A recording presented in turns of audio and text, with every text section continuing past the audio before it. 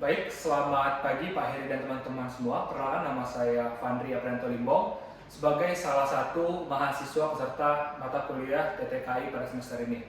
Pada kesempatan kali ini saya akan menjelaskan hasil penelitian saya pada saat saya melakukan kerja praktik mengenai analisis potensi musculoskeletal disorders menggunakan metode Rapid Office Terrain Assessment dan Cornell Musculoskeletal Discomfort Questionnaire pada pekerja fungsi strategic planning and business development pada PT Pertamina Transkontinental Jakarta Pusat.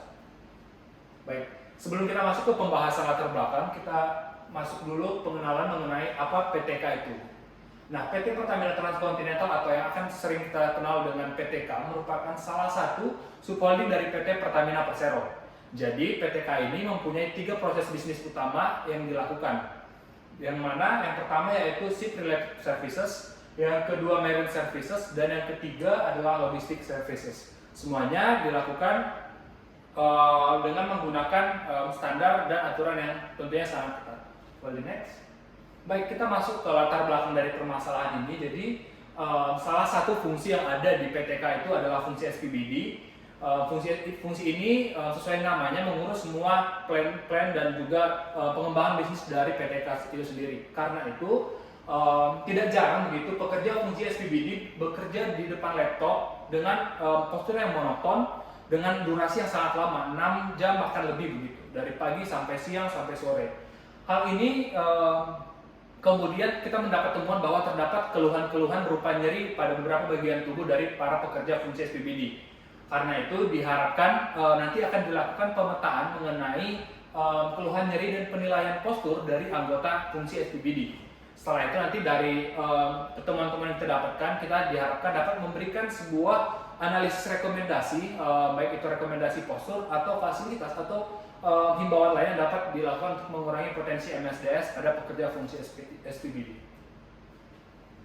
Baik, kita masuk ke metode penelitian.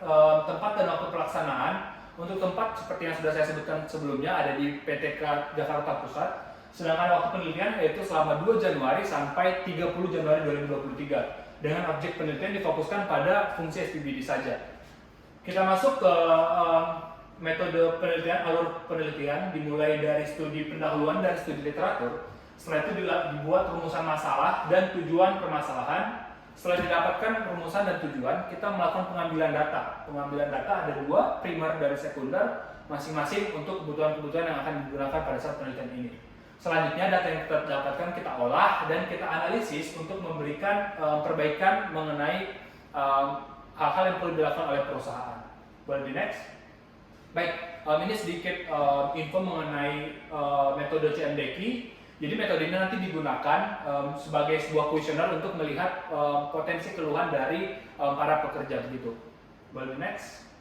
Nah, metode kedua yang akan kita gunakan yaitu metode ROSA. Jadi metode ini berupa kuesioner juga, bentuknya seperti yang ada di sini bisa dilihat. Jadi ROSA ini perbedaannya, jika ROSA ini kita akan melihat apakah postur yang dilakukan oleh pekerja itu sudah baik atau masih belum gitu. Nanti akan dilakukan berdasarkan skala penilaian, nanti akan kita lihat tingkat risiko apakah tidak berbahaya atau berbahaya. Boleh next. Baik, setelah kita melakukan pengumpulan data, didapatkan hasil CMDKI seperti yang ada pada di layar. Nanti datanya akan kemudian kita olah. Nah, selanjutnya di sini ada hasil dokumentasi postur kerja. Nanti hasil dokumentasi ini selanjutnya akan kita nilai menurut kuesioner ROSA yang tadi sudah kita tampilkan sebelumnya. Boleh next.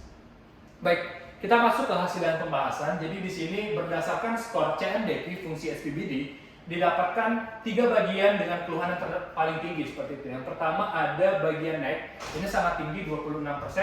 Selanjutnya ada lower back, itu sangat tinggi juga 23%, dan yang ketiga paling tinggi adalah bagian upper back 19% seperti itu. Masih ada, boleh kembali lagi. Ya, masih ada beberapa bagian tubuh lagi dengan persentase yang sangat tinggi. Bisa kita lihat di sini, dan tentu saja ini menjadi bagian penting yang harus kita perhatikan pada saat pengolahan data kemudian untuk memberikan analisis rekomendasi. Boleh next. Baik, setelah kita mengetahui memang ada keluhan nyeri pada beberapa anggota tubuh, selanjutnya kita melakukan melakukan penelitian berdasarkan ROSA. Apakah nyeri itu tadi terjadi karena postur pekerja yang tidak benar begitu.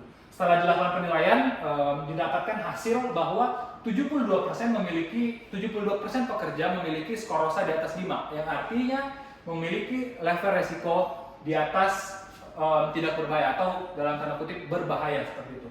Sehingga perlu diberikan treatment atau perbaikan kepada pekerja untuk mengurangi potensi dari MSDS itu sendiri. Boleh di next? Baik, kita masuk ke usulan perbaikan. Jadi di sini saya memberikan 3 usulan rekomendasi. Yang pertama adalah perbaikan postur kerja. Seperti yang terlihat pada gambar, postur kerja yang pasti yang sangat penting untuk diperhatikan adalah memastikan bahwa kondisi keseluruhan tubuh dalam keadaan rileks seperti itu. Kondisi pekerja harus dalam keadaan rileks. Kemudian kita pastikan bahwa jarak antara mata dan juga monitor itu tidak terlalu jauh. Seperti itu, jaraknya sebaiknya antara 45 sampai 70 cm, di mana diharapkan mata memiliki ketinggian yang sejajar dengan tinggi monitor. Selain itu, dipastikan juga bahwa kondisi kaki di sini menapak, jadi tidak menggantung karena ketinggian kursi yang kurang tepat atau fasilitas yang kurang baik seperti itu. Demikian untuk postur kerja. Selanjutnya kita masuk ke upgrade fasilitas kerja lebih ergonomis seperti itu. Untuk mendukung bahwa postur kerja itu baik, kita harus memastikan bahwa fasilitas kerja juga lebih ergonomis. Jadi dengan fasilitas kerja yang ergonomis akan mendukung postur kerja yang lebih baik seperti itu. Ada pun beberapa perbaikan yang bisa saya berikan seperti yang ada di sini, memberikan kursi yang adjustable, jadi bisa disesuaikan ketinggiannya. Dalam hal ini supaya kaki tidak perlu menggantung atau badan tidak perlu terlalu tegang seperti itu. Atau bisa juga seperti memberikan aplikasi mouse berupa mouse yang bentukannya sudah vertikal begitu.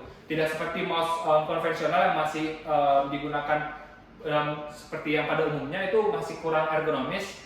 Saya bisa diganti dengan menggunakan mouse yang lebih vertikal seperti itu. Selanjutnya kita bisa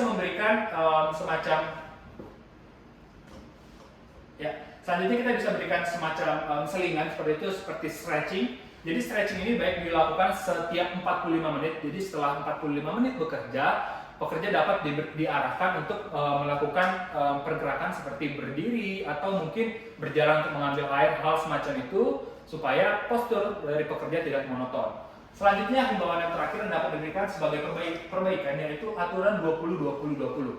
Pada aturan ini diberikan supaya pekerja tidak terlalu fokus pada cahaya pada monitor, sehingga intensitas cahaya yang harus dilihat oleh mata dapat menurun, tidak harus tetap memaksa fokus mata pada monitor terus menerus seperti itu. Boleh di next? Ya, ini ada beberapa dokumentasi hasil kerja praktik saya selama di PTK. Boleh next lagi? Ya, demikian kurang lebih hasil presentasi saya berdasarkan hasil penelitian saya selama saya melakukan kerja praktik. Kurang dan lebihnya mohon maaf. Selamat siang Pak Heri, selamat siang teman-teman semua.